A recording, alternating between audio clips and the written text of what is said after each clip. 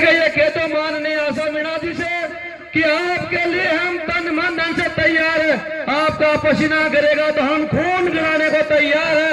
दोनों हाथ खड़े करके माननीय आशा जी को आश्वस्त करो। ये सीढ़ियों पे बैठे मेरे भाई ये भी सब ऊंचे करे।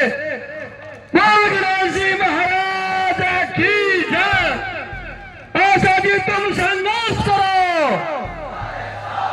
आशा जी तुम संघर्ष करो।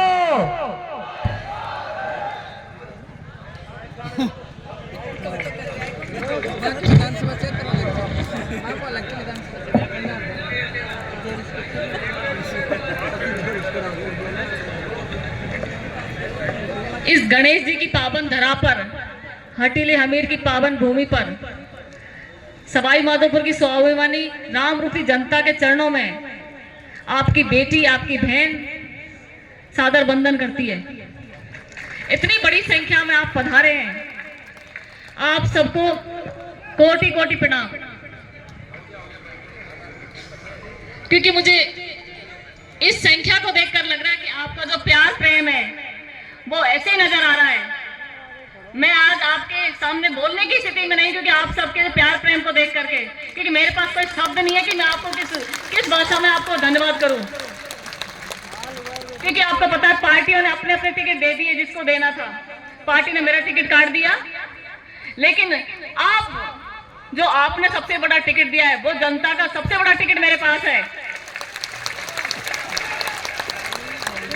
क्योंकि इस टिकट से बड़ा कोई टिकट नहीं होता लोकतंत्र में, क्योंकि आप मेरा सहारा बने हो और आपने मुझे खड़ा किया है। आपने मुझे उम्मीद दी थी, नहीं मैं अकेली आपके बिना कुछ नहीं कर सकती थी। मैंने सोचा भी नहीं था कि मैं ऐसे आपके उससे इतना कुछ कर पाऊंगी। ये आप ही का आशीर्वाद है।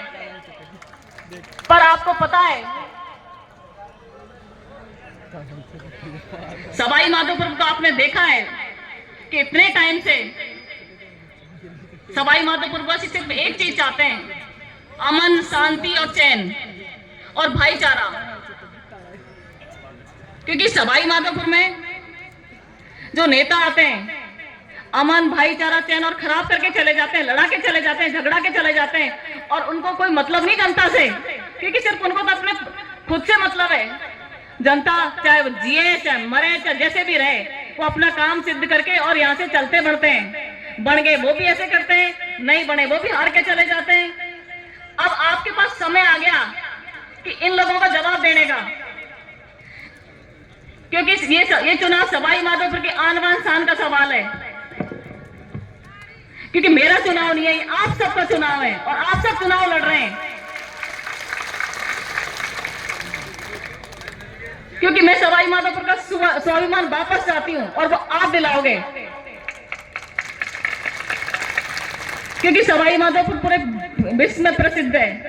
क्योंकि यहाँ पर हमारे सतई भगवान की कृपा के गणेश जी महाराज भी विराजमान है, और सेंचु जो हमारे यहाँ रणथंभौर में जंगल इतना बड़ा है कि उसके नाम से, रणथंभौर के नाम से प्रसिद्ध है। और अगर अपन बात करें तो इसमें आज तक विकास क्या हुआ सवाई माधोपुर में? क्योंकि इतना बड़ा नाम है विश्व में सवाई माधोपुर का, पर विकास के नाम पे तो जीरो ही है। इसका रीजन ये कि 30 सालों से तो एक परिवार राज कर रहा है। जो भी रहा एक परिवार ने काम किया, और अगले 20 सालों से आप देखिए एक आदमी टिकट लेकर के या एक आदमी चुनाव लड़ रहा है। क्योंकि यहाँ सिर्फ चुनाव लड़ते हैं, विकास के बारे में, अपने लोगों के बारे में कोई सोचता नहीं है। क्योंकि व्यापार विकसित करना मेरा संकल्प है। मैं सवाई माधोपुर के लोगों की अच्छा करने का प्रयास करूंगी जो और नहीं कर सकते। क्योंकि हर एक घर में खुशहाली रहे। क्योंकि हमारे अमरूदों का इतना बड़ा व्यापार है, इतना बड़ा कारोबार है, पर कभी किसी ने एक छोटा सा भी नहीं सोचा कि कोई फूड प्रोसेसिंग का कुछ ऐसा कुछ प्लांट लग जाए जिससे माधोपुर के अमरूद बाहर नहीं जाए और परेशान नहीं हो जनता। कभी किसी ने नहीं सोचा इस बारे में। क्योंकि मैंने पिछले दिनों में देखा था सवाई माधोपुर में जो अमरूद खराब हुए थे ना, रोड पे फेंके गए थे। लेकिन ऐसे अगर प्लांट लग जाते हैं तो हमारे लोगों को सहूलियत मिलेगी इससे, कि हमारे लोग परेशान नहीं होंगे, किसान परेशान नहीं होंगे। और शिक्षा सभी जातियों के और विकास के लिए बहुत आवश्यक है। तो सवाई माधोपुर में राजनेता और शिक्षा पर ध्यान नहीं देते, शिक्षा पर कभी ध्यान ही नहीं दिया किसी ने। क्योंकि शिक्षा तो हर एक आदमी के लिए, हर एक बच्चे के लिए, हर के लिए बहुत महत्वपूर्ण चीज है। शिक्षा के बारे में विचार करना चाहिए था इन सब नेताओं को, जो आज तक नहीं किया। पर मैं पूरी कोशिश करूंगी कि मैं अपने सवाई माधोपुर के लिए अच्छा से अच्छा कर सकूं। और क्योंकि सबसे पहले प्रायोरिटी होती है भाई, हेल्थ सबसे जरूरी होता है। ग्रामीण क्षेत्र में कई बार देखा है मैंने, डिस्पेंसरी नहीं कई जगह पर, तो मेरी कोशिश रहेगी जहां पर डिस्पेंसरी नहीं है वहां मैं उनको प्रायोरिटी पे लूं। आपने सड़कें देखी माधोपुर की, हालत खराब है चारों तरफ से, उसमें कोई कमी नहीं, चारों तरफ टूटी हुई है, बदहाल हालत है। पर मेरी कोशिश रहेगी कि मैं जितना कर सकूं आपके लिए करूंगी। और हमारे यहाँ सवाई माधोपुर में चारों तरफ नदियों का जाल बिछा हुआ है, पर आपने देखा है नदियों के अंदर से ये किस तरह से बजरी का धंधा बना रखा है इन लोगों ने। जो भी गैर का ऐसे नेताओं को बजरी का गुंडागिर्दी और लूट खोस का अड्डा बना रखा है। उसको शांतिपूर्वक और प्रॉपर ढंग से काम करवाइए ना, जो आदमी शांति से रहे और आराम से अपना काम कर सके।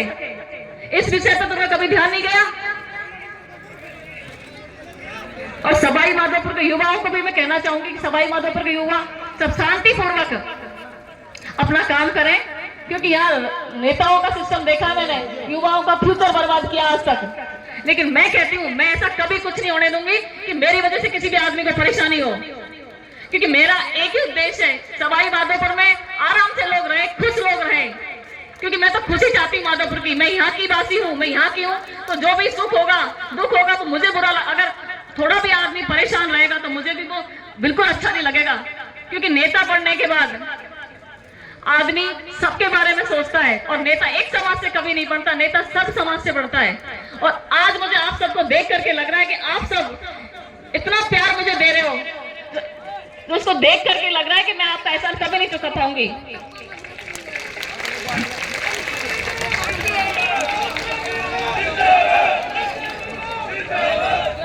अभी थोड़े दिनों पहले कोरोना निकला था, कोरोना में आप सब बहुत परेशान रहे, मैंने देखा था। मैं भी आपके बीच में आई थी कोरोना में, क्योंकि कोरोना के दरमियान सब लोग अपने घरों में बंद हो गए थे और सबको डर भी लग रहा था। स्वाभाविक है आदमी को डरना, भाई डरता भी है, क्योंकि नई बीमारी थी कोविड-19, किसी को पता नहीं भाई क्या है, इसका रिएक्शन होगा, पर सब लोग डरे हुए थे।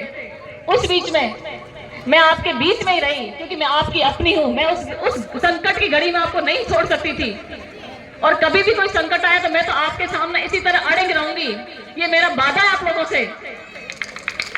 लेकिन सबसे बड़ा जो टिकट आपने मुझे दिया है, ये इसलिए दिया क्योंकि मैं आपके बीच में पूरे टाइम से कंटिन्यू आपके बीच में रही हूँ, आपके सुख दुख में साथी रही हूँ, और आपके बीच में इसी तरह बनी रहूंगी मैं। क्योंकि मुझे पता है मेरा परिवार हो आप सवाई माधोपुर के, आपको छोड़ के कहीं जाने वाली नहीं हूं मैं। क्योंकि अगर आपको मैंने छोड़ दिया तो दूसरों में मुझ में क्या फर्क रह जाएगा।